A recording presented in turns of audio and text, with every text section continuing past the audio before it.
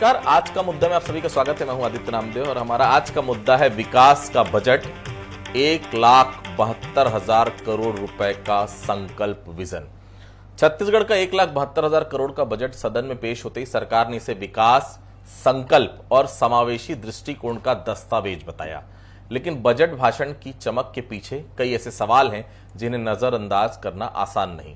वित्त मंत्री ओपी चौधरी ने संकल्प, ज्ञान, गति, निवेश और अंत्योदय जैसे आकर्षक शब्दों में तस्वीर सजाई, पर क्या तस्वीर सजावट जो है वो सच्चाइयों पर टिक पाएगी? मुख्यमंत्री विष्णु देव साय ने बजट को विकास की नई रफ्तार का आधार बताया है, जबकि नेता प्रतिपक्ष चरणदास महंत ने इसे दुर्गति का बजट बताया है। सच्चाई शायद इन दोनों दावों के बीच कहीं खड़ी हुई है। चलिए पहले रिपोर्ट देख लेते हैं, फिर चर्चा को हम आगे बढ़ाएंगे। छत्तीसगढ़ विधानसभा में वित्तीय वर्ष 2026-27 का बजट मंगलवार को पेश हो गया। बजट भाषण के दौरान वित्त मंत्री ओपी चौधरी ने कहा कि ये बजट संकल्प पर आधारित है। ज्ञान और गति के बाद इस बार संकल्प थीम के जरिए समावेशी विकास, अधोसंरचना, निवेश, कुशल मानव संसाधन, अंत्योदय, लाइवलीहुड और पॉलिसी से परिणाम तक के विजन को सामने रखा गया। 1,72,000 करोड़ रुपए के इस बजट में किसानों के लिए ब्याज मुक्त कर्ज की घोषणा की गई। कृषि उन्नति योजना के लिए 10,000 करोड़, मार्कफेड के लिए 6,000 करोड़ और भूमिहीन कृषि परिवारों के लिए 600 करोड़ रुपए का प्रावधान किया गया है। महिलाओं और बेटियों के लिए भी बड़ा ऐलान किया गया। रानी दुर्गावती योजना के तहत 18 साल की उम्र पूरी करने पर लड़कियों को 1.5 लाख रुपए दिए जाएंगे। 250 महतारी सदन बनाने की भी योजना है। स्वास्थ्य सुविधाओं के विस्तार के तहत रायपुर, अंबिकापुर और धमतरी में 200 बिस्तर वाले अस्पताल, मनेन्द्रगढ़ और चिरमिरी में जिला अस्पताल बनाए जाएंगे।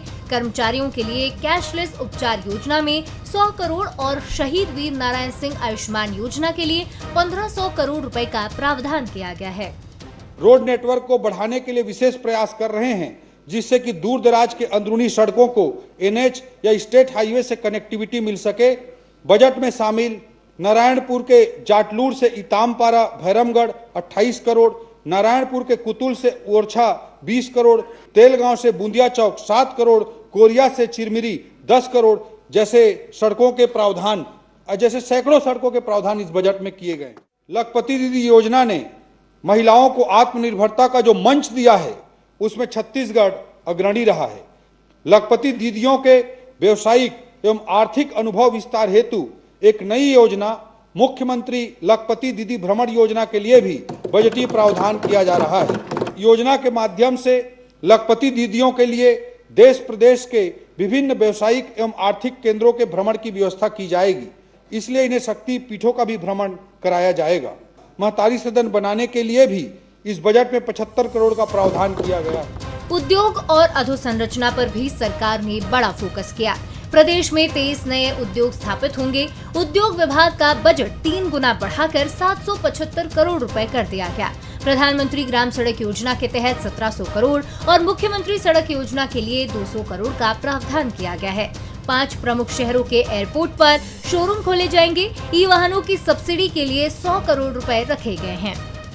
पर्यटन, संस्कृति और खेल को भी नई दिशा देने की कोशिश की गई है। मैनपाट और जशपुर के कोतेबेरा को पर्यटन स्थल के रूप में विकसित किया जाएगा। शक्तिपीठ सर्किट और शक्तिपीठ भ्रमण योजना भी शुरू होगी। सिरपुर के विकास के लिए 36 करोड़, राजिम में कांस्य प्रतिमा और गिरौदपुरी मेले के लिए अनुदान का प्रावधान किया गया। नवा रायपुर में राष्ट्रीय तीरंदाजी अकादमी और स्पोर्ट्स कॉम्प्लेक्स का भी निर्माण होगा। 5 प्रमुख मिशन, मुख्यमंत्री AI मिशन, पर्यटन विकास मिशन, खेल उत्कर्ष मिशन, अधोसंरचना मिशन और स्टार्टअप एवं निपुण मिशन, सभी के लिए 100 करोड़ रुपए रखे गए हैं। CM साय ने कहा कि 5 मुख्यमंत्री मिशन से प्रदेश के विकास को नई रफ्तार मिलेगी। हमारा यह बजट यशस्वी प्रधानमंत्री श्री नरेंद्र मोदी जी के विकसित भारत, विकसित छत्तीसगढ़ की संकल्पना की जरूरतों के अनुरूप तैयार किया गया है।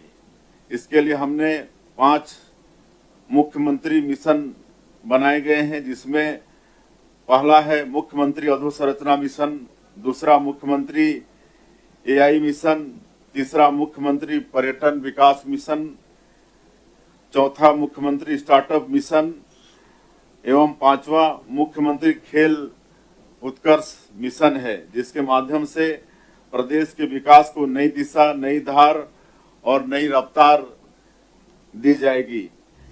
बजट को लेकर सियासत भी तेज हो गई है। नेता प्रतिपक्ष डॉक्टर चरणदास महंत ने इसे दुर्गति का बजट बताते हुए कहा कि इसमें किसानों, युवाओं और आम लोगों के लिए ठोस प्रावधान नहीं है। मुझे नहीं लगता कि इसमें कोई भी वर्ग किसानों के साथ तो छोड़ो, अपने व्यापारी वर्ग के लोग आए थे, वो दुखी होकर गए हैं। व्यापार जगत के लिए भी कुछ नहीं। मेरे ख्याल से ज्ञान प्रगति के बाद दुर्गति आनी थी, जो उनका नाम बदल के संकल्प कर दिया। कुल मिलाकर साय सरकार का ये तीसरा बजट संकल्प थीम के साथ विकास, निवेश और सामाजिक कल्याण के बड़े वादों से भरा नजर आता है। अब देखना होगा कि ये बजट जमीन पर किस रफ्तार से उतरता है और छत्तीसगढ़ के विकास की दिशा को किस तरह प्रभावित करता है। कर्मचारियों के लिए कैशलेस चिकित्सा सुविधा निस्संदेह स्वागत योग्य कदम है, परंतु यही बजट महंगाई भत्ता, लंबित एरियर्स और वेतन विसंगतियों पर चुप क्यों है? किसानों के लिए ब्याज मुक्त कर्ज और हजारों करोड़ रुपए के प्रावधानों की घोषणा प्रभावशाली लगती है, परंतु सवाल यह कि क्या पूर्व की योजनाओं की तरह यह भी धन की फाइल कहूं कि प्रक्रियाओं में देरी और भूल भुलैया में भटक जाएगी?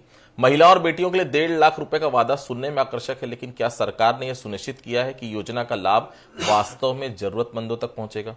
युवाओं के मोर्चे पर बजट की खामोशी सबसे अधिक चुभती है। नई भर्तियों, रोजगार सृजन और निजी निवेश से जुड़े ठोस रोड मैप का अभाव चिंताजनक है। उद्योगों की स्थापना की घोषणा अच्छी है, परंतु क्या ये उद्योग स्थानीय युवाओं को रोजगार देंगे या फिर यह निवेश सिर्फ औद्योगिक आंकड़े तक सीमित रह जाएगा? बजट आखिरकार सिर्फ वित्तीय दस्तावेज नहीं बल्कि सरकार की प्राथमिकताओं का आईना भी होता है। इस आईने में यदि राहत और विकास के साथ असंतोष, अनुत्तरित अपेक्षाएं और अधूरे वादे भी दिखते हों तो सवाल उठना स्वाभाविक है। चलिए इन्हीं सवालों के साथ हम अपने मेहमानों के पास चलेंगे। उसके पहले मुख्यमंत्री विष्णुदेव साय ने बंसल न्यूज से खास बातचीत की थी इस बजट को लेकर, क्या कुछ कहा वो भी सुन लेते हैं। मुख्यमंत्री जी, आज के बजट में क्या खास लगा आपको? बहुत अच्छा बजट है, समावेशी बजट है, सभी वर्गों का ख्याल रखा गया है और ये हमारी सरकार का तीसरा बजट है। पहला बजट ज्ञान, फिर दूसरा बजट प्रगति और ये तीसरा बजट संकल्प।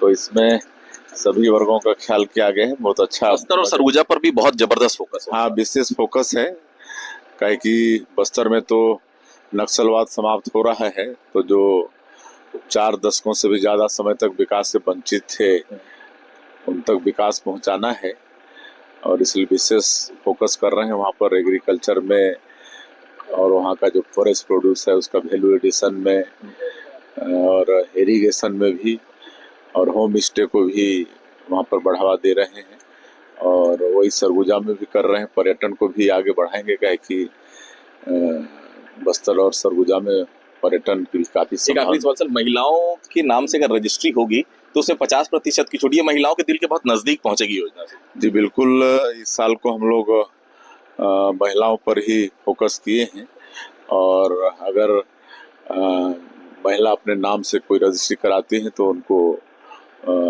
50% छूट रहेगा। बहुत धन्यवाद हमसे बातचीत करने के लिए। तो ये थे हमारे साथ मुख्यमंत्री विष्णुदेव साय जी। साफ तौर पर कहना, देखिए इस बार के बजट में सभी वर्गों का ध्यान रखा है। निश्चित तौर पर सरगुजा और बस्तर में फोकस है, लेकिन महिलाओं का विशेष तौर से इस बजट में हर कुछ महिलाओं के लिए पूरा करने की कोशिश की गई। कैमरा पर्सन गौरव के साथ विधानसभा से आदित्य नामदेव। चलिए मेहमानों से मिलूंगा आपको। मेरे साथ श्रीचंद सुंदरानी साहब हैं, भारतीय जनता पार्टी से विधायक रह चुके हैं। प्रमोद दुबे साहब हैं, महापौर रह चुके हैं, रायपुर के सभापति रह चुके हैं, निश्चित तौर पर बहुत सीनियर लीडर कांग्रेस पार्टी के। बहुत स्वागत करता हूं। अजय चंद्राकर साहब हैं, जितना बेहतर बजट को चंद्राकर साहब समझते हैं, शायद हम में से कोई नहीं समझता। बहुत स्वागत करता हूं चंद्राकर साहब का। सबसे पहले सुंदरानी साहब के पास चलते हैं। सुंदरानी साहब, आपको बजट की कौन सी बातें सबसे अच्छी लगी?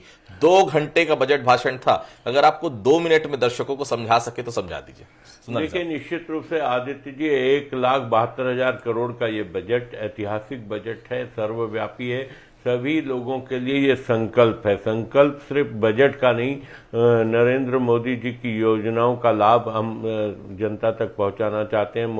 मोदी जी की गारंटी को हम लागू करना चाहते हैं और इसी दिशा में आप देखिए 22% का बजट शिक्षा के क्षेत्र के लिए रखा गया है।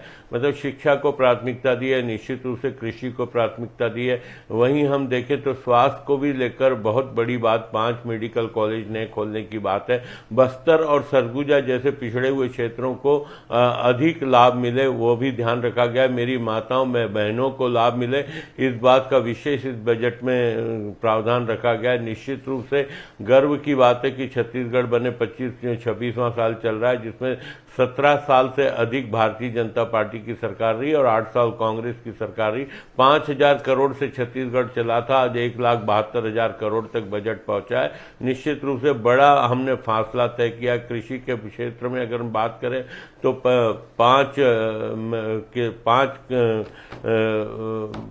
क्विंटल धान खरीदा जाता था सरकार के द्वारा, आज 21 क्विंटल धान खरीदा जा रहा है। कहीं न कहीं किसान वापस कृषि की ओर आकर्षित हो रहे हैं और कृषि को जितना बढ़ावा मिलेगा, 72,000 हेक्टेयर जमीन जो पहले कृषि नहीं होती थी वो कृषि होने लगी, तो कहीं न कहीं आज किसान संपन्नता की ओर है।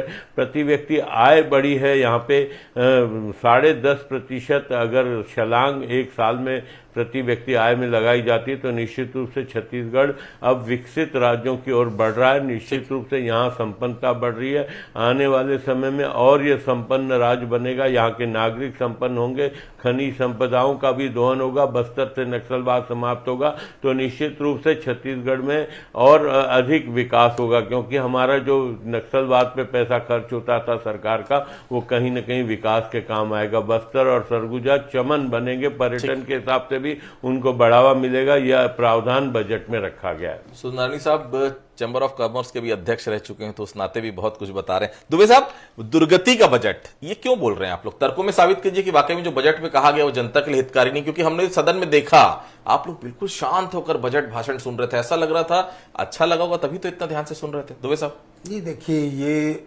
कोई अगर बोले तो ये हमारे संस्कार और संस्कृति है कि उनकी बातों को पूरी सुने।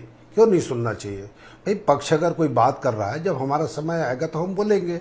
लेकिन ज्ञान और गति के बाद इस प्रदेश के लोगों को सदगति की उम्मीद थी।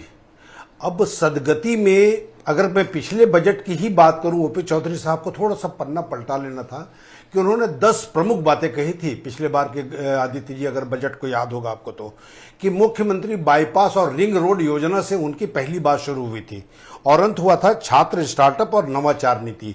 अब उसमें बहुत सारे थे, मुख्यमंत्री परिवहन योजना, मुख्यमंत्री गवर्नेंस फेलोशिप, सियान केयर योजना। थोड़ा सा उस पर पन्ना पलट लेते कि पिछले आप 10 प्रमुख चीजों में से कितनी चीजों को पूर्ण किया, तो आपको दर्पण की तरह साफ दिख जाता कि इसमें से केवल 4 चीजें पूरी हुई थी।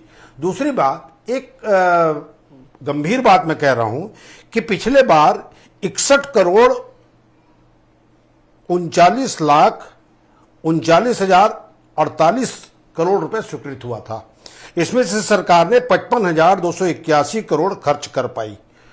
अब प्रश्न इस चीज का है, जो सरकार 6,658 करोड़ जिसमें कृषि से संबंधित थी, जिसमें पीडब्ल्यूडी से संबंधित था, जिसमें आपके तकनीकी शिक्षा, उच्च शिक्षा और स्कूली शिक्षा, इसमें यह बजट प्रावधानित थे। इसको सरकार जब खर्च नहीं कर पाई तो निश्चित रूप से सरकार की मॉनिटरिंग में कहीं ना कहीं कमी है कि आपने पिछले ही बजट को आप खर्च नहीं कर पा रहे हैं और आप आगामी बजट की बात कर रहे हैं। पहली चीज। दूसरी चीज, 1,41,000 करोड़ का कर्ज है इस सरकार के ऊपर। इसका ब्याज देख लीजिए आप आदित्य जी, तो 20 से 25,000 करोड़ रुपया तो महीने का पटाना पड़ता है।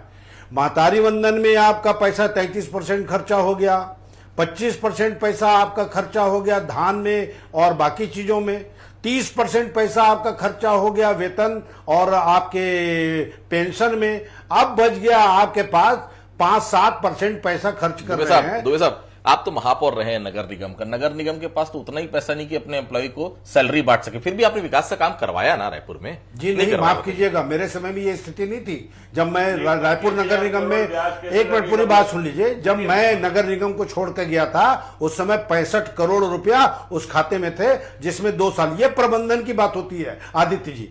उसने क्या किया, इसने क्या किया, ये कोई बात नहीं है। आपकी उपलब्धि उसमें है कि आपके वित्तीय प्रबंधन पिछले समय कैसे थे और आने वाले समय में कैसे रहेंगे। अब इसका सीधा उदाहरण, मैं एक उदाहरण बता रहा हूं आपको कि शारदा चौक से लेकर नवीन बाजार तक के जो चौड़ीकरण है, ये तो आपके चैनल में मैंने कितनी बार डिबेट में कहा है, उसके लिए सरकार ने 10 करोड़ का प्रावधान रखा है। अब मेरे को बताइए आप, जिसमें 110 करोड़ रुपया खर्च होना है, तो सरकार की नीति और नियति दोनों एक चावल के एक दाने से आपको समझ में आ जाएगा, क्योंकि मैंने इसका डीप अध्ययन किया है और मैं अध्ययन के आधार पर आपसे आंकड़ेबाजी में बात नहीं करता। मैं आपसे केवल ये कहता हूं, कल रात को 9 बजे कालीबाड़ी चौक से एक महिला जो है ऑटो में बैठकर अपने घर नहीं जा पाती, सुरक्षा के कारण या डर के कारण।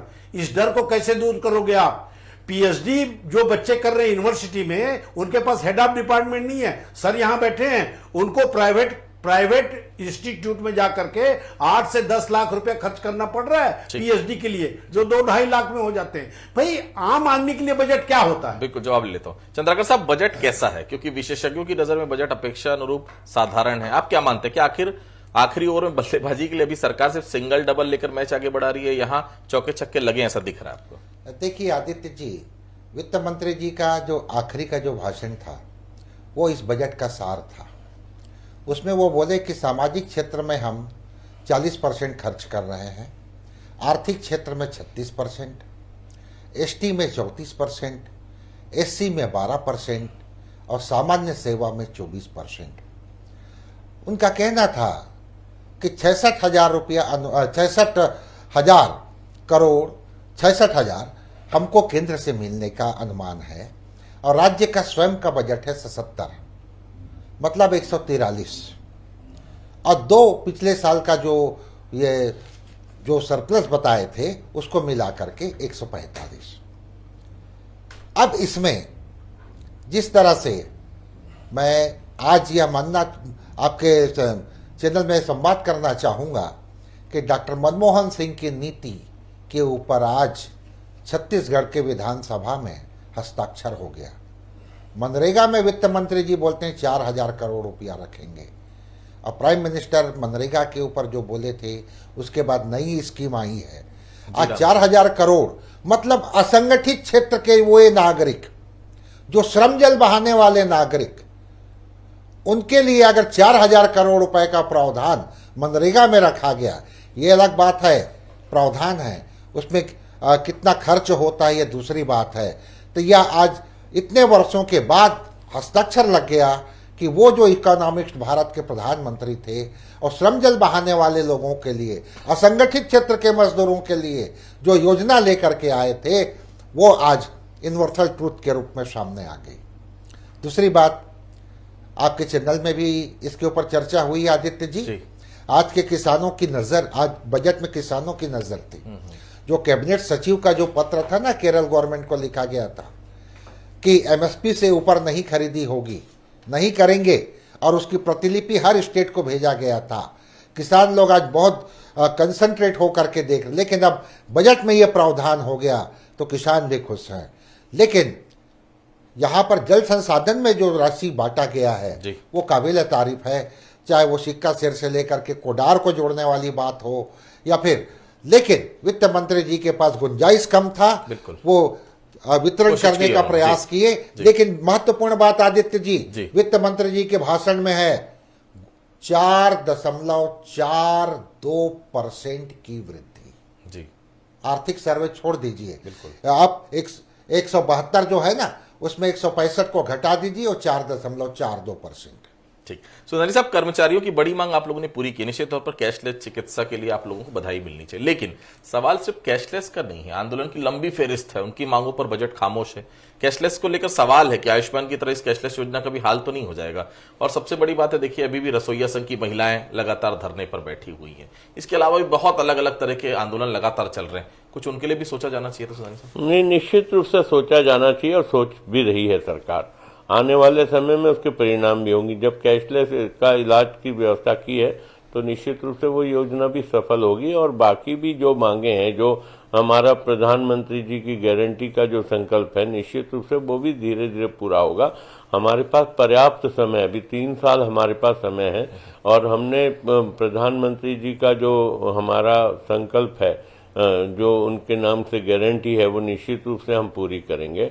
और आप देखिए छत्तीसगढ़ निश्चित रूप से बहुत आगे बढ़ रहा है और भारतीय जनता पार्टी की सरकार सारे लीकेज खत्म कर रही है और राजस्व बढ़ाने की दिशा में बहुत सारे कदम उठा रही है। तो राजस्व बढ़ेगा, लीकेज खत्म होगा। आप देखिए, एक साधारण बात करें, अगर हम शराब की बात करते हैं, 5-साढ़े 5 हजार करोड़ रुपए का राजस्व आता था, लेकिन उतना ही पैसा लीकेज में कहीं जाता था। मैं नहीं जानता किसके पास जाता था, मैं बोलना नहीं चाहता, लेकिन ये सबको पता है, पूरे छत्तीसगढ़ वालों को पता है। लेकिन हमने वो लीकेज बंद करके राजस्व बढ़ा, उतनी शराब बिकी लेकिन राजस्व बहुत बढ़ गया। अच्छा किया आपने, होली के दिन ड्राई डे कर दिया अभी, नहीं तो हालत खराब हो जाती। तो साहब, सरकार विवेकानंद उत्कृष्ट स्कूल खोलेगी, क्या मान लिया जाए कि आत्मानंद स्कूल बंद होंगे? दूसरी बात, वित्त मंत्री जिस संकल्प की बात कर रहे हैं, लगातार दोहरा रहे हैं, क्या वो संकल्प, वो दृढ़ता आपको बजट में दिखी? नहीं, देखिए हमको तो विश्वास था कि एक अधिकारी रहे ओपी चौधरी जी, कलेक्टर थे, अब राजनेता बन गए। अब राजनेता बनने के बाद उनके दृष्टिकोण ऐसे हो जाएंगे, ये हमको उम्मीद नहीं थी। क्यों? क्योंकि वो एक तरफ पीएम श्री स्कूल की बात कर रहे हैं। कल मैंने अखबार में देखा पीएम श्री स्कूल की स्थिति। आप आत्मानंद अंग्रेजी मीडियम की स्कूल भूपेश बघेल जी ने खोला था। आपको गर्व से कह सकता हूं मैं कि हर साल 5 से 6 बच्चे मेरिट में आते थे वहां। दूसरी बात यह है कि किसानों की बात आज आपके चैनल में देखिए आप कि आज से केवल 1 महीना 1.5 महीना पहले लगातार आपके चैनल में मैं देखता था टोकन नहीं मिल रहा है, टोकन नहीं मिल रहा है, धान के लिए किसान परेशान है। आज भी मैं आपको बताऊं, जो पिछले समय की सब्सिडी की राशि है, वो सब्सिडी की राशि जो है वो आज तक नहीं मिली। तो किसान को आप सब्सिडी की राशि समय पर नहीं देंगे, आप धान का मूल्य तड़पा कर देंगे, उसके बाद जो डिफरेंस का अमाउंट है उसको आप देंगे।